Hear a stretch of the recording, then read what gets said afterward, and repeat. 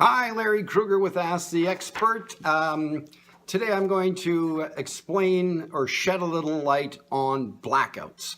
I'm going to explain to you what they are, how they occur, why they are a harbinger of things that are going to be happening in our industry, and how to mitigate some of the turmoil they may cause organizations that are relocating employees.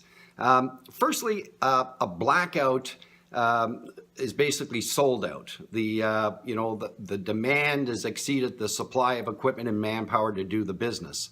Now, the way that works is, in a previous discussion, I've explained that the van lines don't own any equipment. The agents in the van lines put equipment into what's called a national fleet.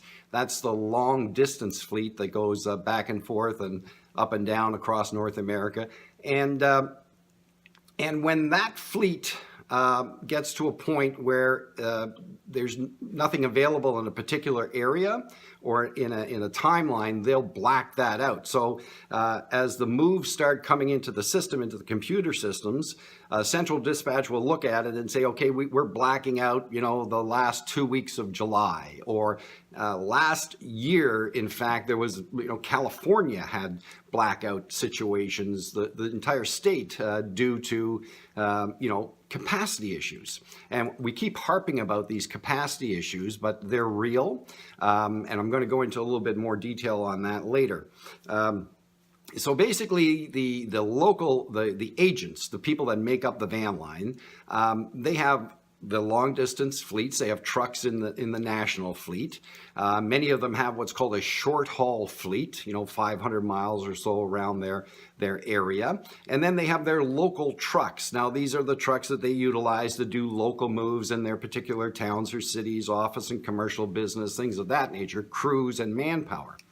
Now, what happens with this, and what's happening more, is that the long distance trucks are being blacked out, and they have to utilize the local equipment in order to service the business. Now, just an aside to that, I'm going to tell you a little story that happened 20 years ago plus, when I was with a van line. I was a sales trainer with a national van line, and we had won a large amount of government business.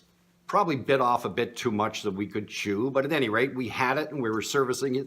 I was in head office, and I kind of got involved in calling people to get them off of the end of the month, because the capacity, we just couldn't do it. We were to G7 on the computer screen if the move couldn't be serviced. So I got on the phone, because I was a sales savant, a young sales Turk. At any rate, I got on the phone and I started calling people and seeing if we could move them off the month, and the ops guys were there, and I'd be moving people off, and actually was fairly successful. I had about a 70% closing ratio, and everybody was saying, well, no, it doesn't really matter if I move July 31st. I just picked the date. Nobody told me otherwise. So I was moving people off, and I came across, there was a young lady with single mom with a couple of kids, just couldn't do it. She was really stressed out. So I got off the phone with her, and I asked the operations guys, I said, is there anything we do with these things, or do we just G7 them? Do we just identify them? And they said, no, well, we just identify them. That's our job. We got a lot on our plate. And I said, well, this is terrible. This woman is down there, she's a single mom, blah, blah, blah. And one of the ops guys says, well, here's Billy Bob's number. He's the local dispatcher down in that area. His name escapes me now. Now, I had about 5 cups of coffee in me, and I was on a roll. So I said, well, I'm going to give him a call. And as soon as I said that, something should have went off in my mind, because like whack-a-moles, all the dispatchers started coming up over the cubicles, and then going back down and coming back up. And going back. So anyway, I called Billy Bob, and they put you into operations and dispatch. Every dispatcher back in the day sounded like they smoked a carton of cigarettes a day and drank a quart of whiskey a night. They had that gravel in their voice. So, dispatch. I said, hey, it's Larry Kruger with the van lines. Wondering if you could do me a favor. I've got this lady that's moving this Friday, and bingo. Now, I can curse.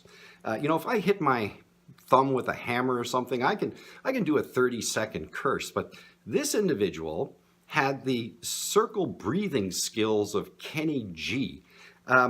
He literally cursed at me for about 5 minutes without taking a breath. It was like an Irish jig. And the chorus was, I can't pull a truck out of my arse. And he dig it, I can't pull a truck out of my arse. And he slammed the phone down. G7, the move. And, you know, the dispatchers, central dispatchers are all laughing because they knew this guy and they knew the reaction I was going to get. Well, this is what's happening in our industry today. You know, I was talking to relocation people, and one of a good friend of mine, an owner of a relocation firm, says, you know, your movers, the price keeps going up and the service keeps coming down. Why is that? Well, in a nutshell, the reason for that is that we're losing long distance drivers. When we talk about capacity issues, that's the issue. And the labor and trying to get skilled labor is as important as the long haul drivers. So more and more pressure is being put. You can still book business into a blackout, but you have to self-haul it. You have to have your own equipment come and do it, or you have to be able to convince the dispatcher in the local area to go out and pick up the business, bring it back to their warehouse, and have it in place for a long distance truck. Or what you're seeing more and more of now is the crating, crating and freighting of the business. You know, putting it in containers and things of that nature, because the long distance piece is the one that's in jeopardy. So now we're reverting back to the days when we had trucks, but now it's almost part of the business that you have to do this local piece to service the industry. And we're getting blackouts that are lasting longer. We're getting blackouts, geographic blackouts, because we don't have the equipment running back and forth. And we're putting added pressures on the local agents. These agents have a book of business. Now, the reason why the guy, you know, flipped out is because they have a ton of business at the end of the month that they have to manage. And to throw a long distance or another piece of business into that is like disassembling you know, a Swiss watch and reassembling it. They have a bunch of moving parts. They've got their whole book set up, and then you get a call from, you know, a guy from head office say, would you mind picking something up on Friday? And bingo, the spring broke. That's the situation we're in right now. And it's turning into an Irish ballad rather than a jig. You know, Mary, I love you. Your move is a farce. But my darling Mary, I can't put a truck out of my arse. It's turning into a melancholy song in the industry, because that's what is happening. Now, how you combat that is that you have to give some people an opportunity to get off the end of the month. When you're relocating, if you're managing a relocation process, if you're an RMC, a lot of RMCs don't know the dynamics, obviously, of the day-to-day business. It's vital that corporations avoid, if they can, the end of the summer months. The thing that was always nice about corporate business, it was spread out over the course of a year. That was appealing. That kept the industry going, because you had work for these people in the wintertime, which allowed them to stay for the summer. So the blackout is a harbinger for the way our industry is turning. Now, it's going to be, in my opinion, a couple of years, 3 years, before we get our act together, and that we can start utilizing these container services and augmenting our services. We're still doing the business, but it's getting a little bit more difficult. Now, the reason why I say that is you're going to have the can-do cowboys that are going to come in and say, we'll do anything you want. If they're saying that there is no capacity issues, like the real estate agent says, I read an article where there's all kinds of movers, local movers. There is a shortage of drivers. It's critical to your program. And if somebody telling you that it isn't, they're blowing smoke where you don't have a truck. So stay with me. Hope that cleared some stuff up. Have yourself a wonderful day. Dee-diddly-diddle.